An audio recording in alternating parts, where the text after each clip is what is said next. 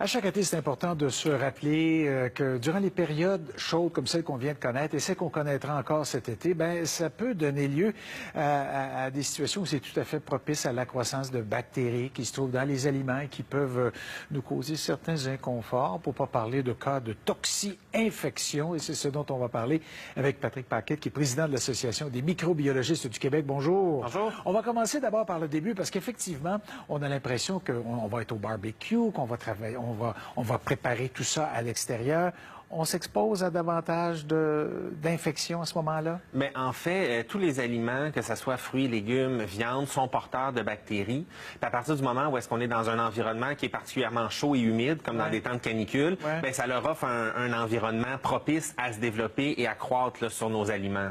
Bon, alors, si je vous dis, par exemple, qu'on déballe tout ce qu'il faut, on commence à faire cuire les steaks, les saucisses, le poulet, les légumes, et on dit, ben oui, mais c'est correct, tout est bien cuit, et on met ça sur la table. Est-ce que je suis dans une zone sans risque, là?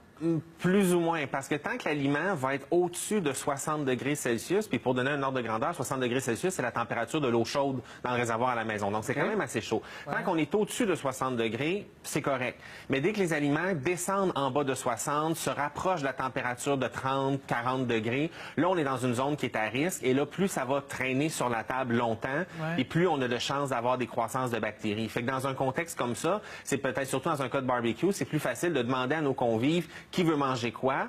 On cuit la quantité d'aliments qu'on a besoin. C'est la balance, on le met au frigo. Si les gens ont encore faim, on fait une autre batch, puis à la fin, tout ce qui n'aura pas été mangé va être cuit et réfrigéré, puis ça nous fera des lunchs pour le lendemain. Donc, même si ces viandes-là sont cuites, etc., ce poulet-là est cuit, il peut se détériorer, il y a des croissances de bactéries quand même. Effectivement, puis surtout au niveau de la manipulation, parce que c'est surtout au niveau des mains qu'on parle là, de risque de contamination croisée. 80% des infections qu'on attrape dans une année viennent de nos mains. Donc, même si le poulet est bien cuit, on le manipule, on le touche, on sait, notre cuisine, c'est pas un bloc opératoire, c'est pas des champs qui sont stériles. Donc, les bactéries reviennent, puis elles vont avoir tendance là, à ce moment-là à se multiplier. Ah ben, je pense que je vais faire un aparté. Je pense qu'il parle à nous ici, les gars. Là. Si on est en charge des barbecues, c'est surtout à nous un peu. Vous êtes en charge de la santé de tous vos convives. C'est un détail. Ce que vous devez... Même chose pour les légumes aussi. Oui, puis d'autant, je vous dirais là, même plus pour les légumes, parce qu'on a souvent tendance à se rappeler là, la salmonelle, le poulet, le bœuf haché.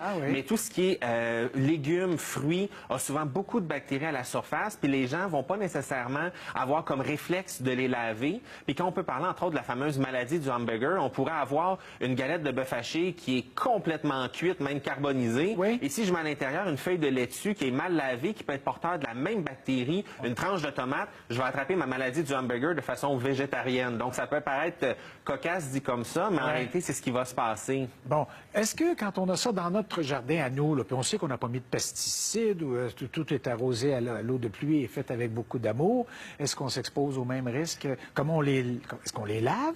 Et comment on les lave? Bien, à la base, il faut toujours les laver. C'est sûr que la production maraîchère locale dans la cour arrière présente moins de risques que des grosses productions industrielles, surtout au niveau des fruits et des légumes qui viennent de l'extérieur du Canada. Parce que quand on regarde au niveau des productions maraîchères au Québec, généralement, les fruits et les légumes là, sont exempts de contamination à quelques exceptions près. Quand c'est des fruits et des légumes qui sont importés de l'extérieur, là, souvent, là, les taux de contamination, dépendamment là, des lots, peuvent être assez importants. Mais à la base, si on prend comme réflexe de toujours bien laver, bien nettoyer, même les fruits qu'on enlève la plure, on peut penser entre autres à un avocat, où est-ce que les gens vont se dire, ben non, j'enlève la plure, je la jette. Mais pendant que je manipule l'avocat, je mets les bactéries sur mes mains, j'enlève la plure, après je touche la chair, puis les bactéries, ben, ils ont eu le loisir de se retrouver dans mon avocat. Donc, on nettoie, on se lave bien les mains, puis on fait le plus de précautions possible. Un tout petit mot, c'est toxi-infection, c'est comme ça? Toxi-infection alimentaire, oui. Bon, ça se traduit comment? Comment je ressens ça? Une grosse gastroentérite.